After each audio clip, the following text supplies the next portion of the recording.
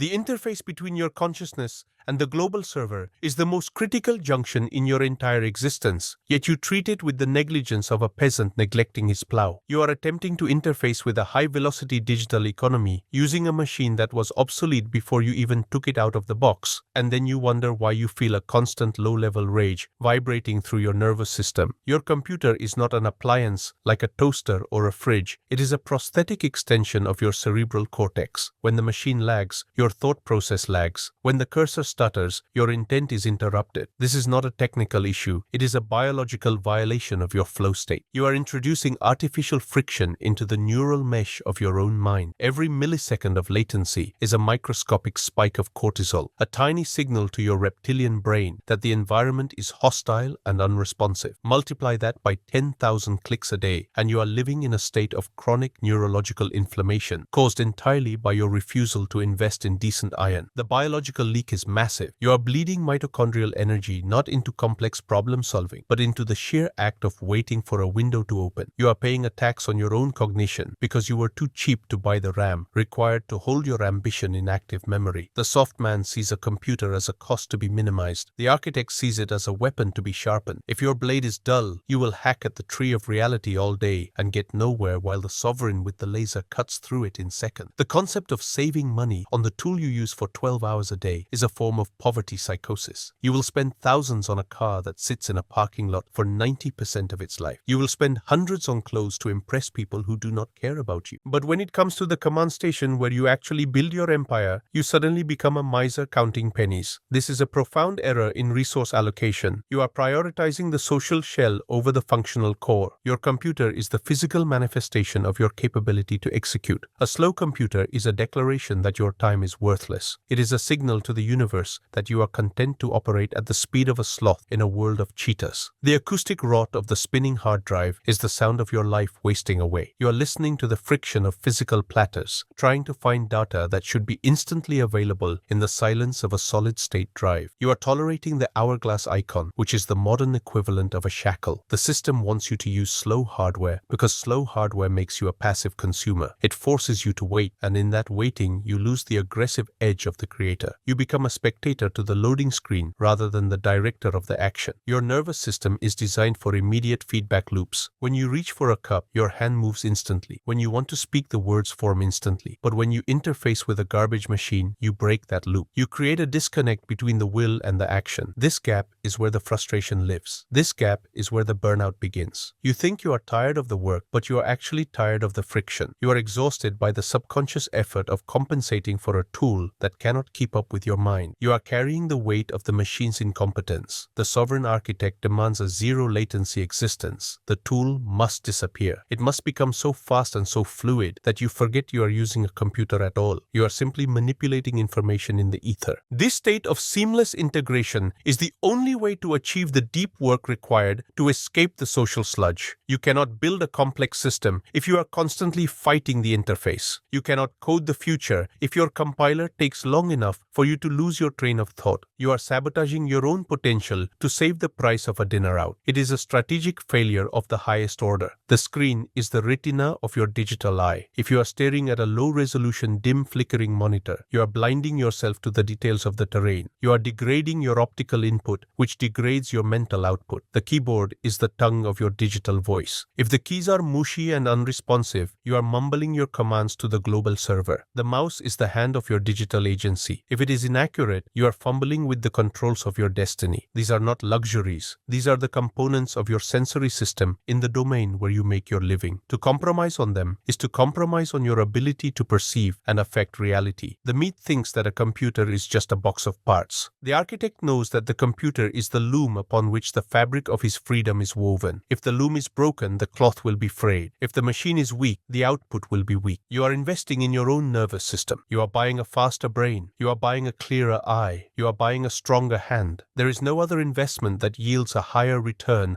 on the daily quality of your experience. Entropy attacks the weak points, and the weakest point in the life of the modern male is often his digital infrastructure. You allow the digital clutter and the hardware limitations to accumulate until you are paralyzed. You accept the crash as a normal part of life. You accept the lag as a necessary evil. This is the mentality of the slave. The slave accepts the conditions imposed upon him. The sovereign changes the conditions. You must look at your workstation with the cold, critical eye of a surgeon inspecting his instruments. Is this tool precise? Is it sterile? Is it capable of the procedure? If the answer is no, you replace it. You do not apologize. You do not hesitate. You acquire the resources and you upgrade the iron. You strip away the bottleneck. You open the channels of throughput. You ensure that the only limit to your productivity is your own biological need for sleep and not the arbitrary limitations of a piece of silicon. The world is moving at the speed of light. You cannot afford to move at the speed of a rusted bearing. The psychological impact of a powerful machine is undeniable. When you sit down at a station that hums with suppressed power, you feel a shift in your posture. You feel a surge of authority. You know that whatever you ask of this machine, it will deliver without complaint and without delay. This confidence transfers into your work. You become bolder in your designs. You become more ambitious in your projects. You stop fearing the rendering time. You stop fearing the heavy data set. You embrace the complexity because you have the engine to process it. The investment in iron is an investment in your own self-image as a dominant force. You are telling yourself that you are a professional. You are telling yourself that you are playing for keeps. The toy computer is for the boy. The workstation is for the man. It is a rite of passage to build a machine that scares you a little, a machine that is faster than you are, a machine that challenges you to keep up with it. This is the dynamic of growth. You build the capacity and then you grow to fill it. If you stay with the slow machine, you will shrink to fit its limitations. You will become as slow and as buggy as the hardware you tolerate. The noise of the consumer market tries to sell you features you don't need while hiding the specs that actually matter. They sell you thinness. They sell you color options. They sell you touchscreens that you will never use. These are distractions for the meat. The architect looks at the bus speed. The architect looks at the thermal dissipation. The architect looks at the single core performance. You are not buying a fashion accessory. You are buying a heat engine that converts electricity into logic. You need to understand the physics of your tool. You need to respect the flow of electrons. When you cheap out on the power supply, you are putting dirty energy into your system. When you cheap out on the motherboard, you are building on a cracked foundation. Every component matters because every component is a link in the chain of your will. If one link breaks, the chain snaps and the connection to the resource capture is severed. You are left drifting in the void while the others accelerate away. Do not let the poverty mindset dictate your technical specifications. You are not saving money. You are selling your future hours for a discount. You are trading your peace of mind for a few dollars. It is a bad trade. It is a trade that only a fool would make. The cost of a good machine is amortized over the thousands of hours you will use it. It costs pennies per hour to have the best. It costs your soul per hour to have the worst. The math is simple, but the emotional brain struggles to see it. You must override the impulse to hoard cash and unleash the impulse to acquire capability. Capital is useless if it sits in a bank. Capital is only powerful when it is converted into a form that can do work. The computer is the ultimate form of working capital. It is the lever that moves the world. Lengthen the lever. Strengthen the fulcrum. Stop trying to lift the rock with your bare hands. The biological reality is that stress kills. Micro-stress kills slowly. The stress of a freezing screen. The stress of a lost file. The stress of a choppy video call. These accumulate like toxins in your blood. You are poisoning yourself with bad tech. You are aging yourself with bad tech. You are eroding your patience and your joy with bad tech. It is a form of self-harm. Stop it. Treat your nervous system with respect. Give it the extension it deserves. Give it the speed it craves. You are a biological entity trying to survive in a digital ecosystem. You need the best armor and the sharpest weapons. Anything less is negligence. Anything less is surrender. You do not surrender. You dominate. You capture. You execute. And you do it with iron that is worthy of the task. The silence of a powerful machine is the silence of potential waiting to be unleashed. It is the quiet before the storm of your productivity. You need to cultivate this silence. You need to banish the noise of the struggle against the interface. When the struggle disappears, the art remains, the code remains, the strategy remains. The pure distilled essence of your value is allowed to flow without obstruction. This is the goal.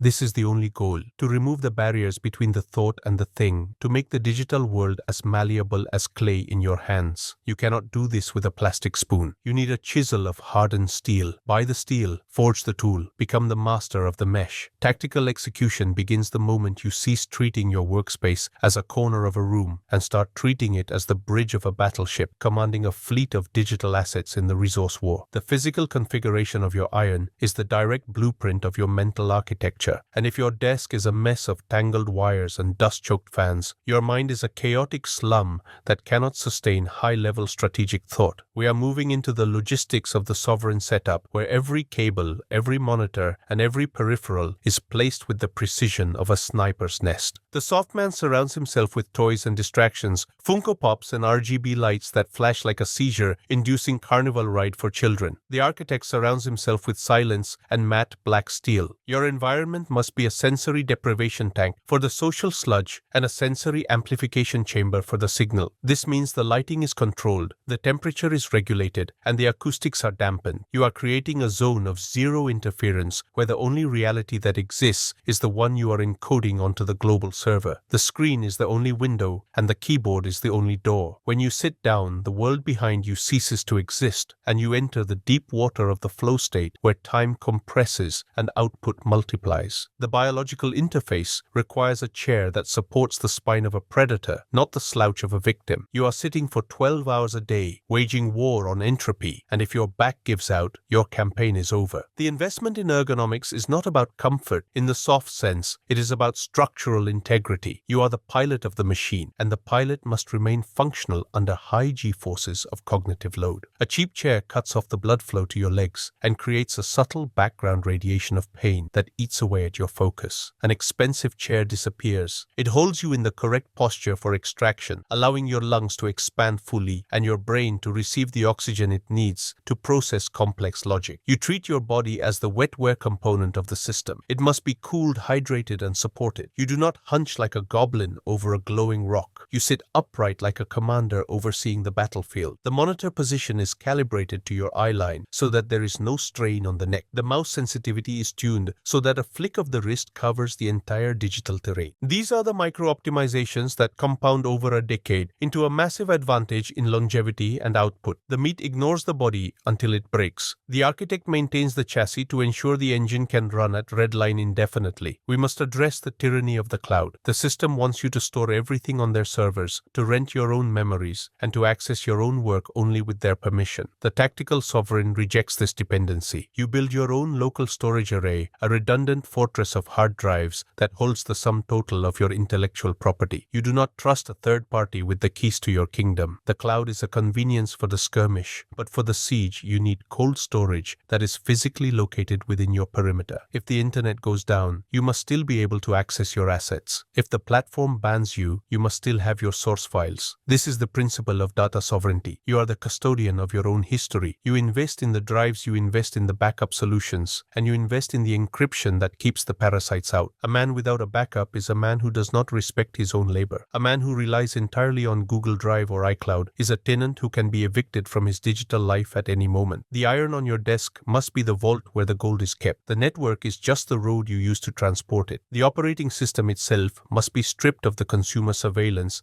and the bloatware that comes pre-installed to pacify the masses. You are running a clean install, a sterilized environment where no process runs without your explicit command. You turn off the notifications. You uninstall the games. You disable the telemetry. You are turning a spy device into a listening post. The digital hygiene of the architect is absolute. A cluttered desktop is a sign of a cluttered mind. Every file has a place. Every folder has a purpose. You navigate your file system with the speed of thought because you built the structure yourself. The search bar is a crutch for those who do not know where they put their weapons. You know exactly where everything is because you are the one who placed it there. This discipline saves you seconds every minute and minutes every hour. It prevents the friction of searching, which breaks the rhythm of creation. You are streamlining the pipeline between the idea and the execution. The goal is to reduce the time between I think and it is done to zero. Let us talk about the psychology of the upgrade cycle. The consumer upgrades to get new features. The sovereign upgrades to remove bottlenecks. You monitor your system resources like a hawk. If the CPU is hitting 100% usage, you are losing money. If the RAM is full, you are losing money. You identify the constraint and you obliterate it with capital. You do not feel guilt for spending money on the tool that feeds you. You feel pride in providing your will with a stronger vessel. The graphics card is not for 4K gaming. It is for parallel processing power that can crunch datasets and render realities faster than the competition. The processor is not for benchmarks. It is for multitasking heavy workloads without a stutter. You are buying time. You are buying the ability to do two things at once. You are buying the silence of a fan that doesn't need to spin up because the cooling solution is over-engineered. This is the luxury of the mechanic who loves his tools. You run the best because you demand the best from yourself. If you are willing to work on a slow machine, you are admitting that your work is not urgent. But for the architect, every project is urgent because life is short and the resource capture window is closing. The tactical deployment of multiple monitors is a non-negotiable standard for the serious operator. You cannot view the battlefield through a keyhole. You need the panoramic view. One screen for the code, one screen for the output, one screen for the communication. You expand your digital peripheral vision so that you can detect movement in the market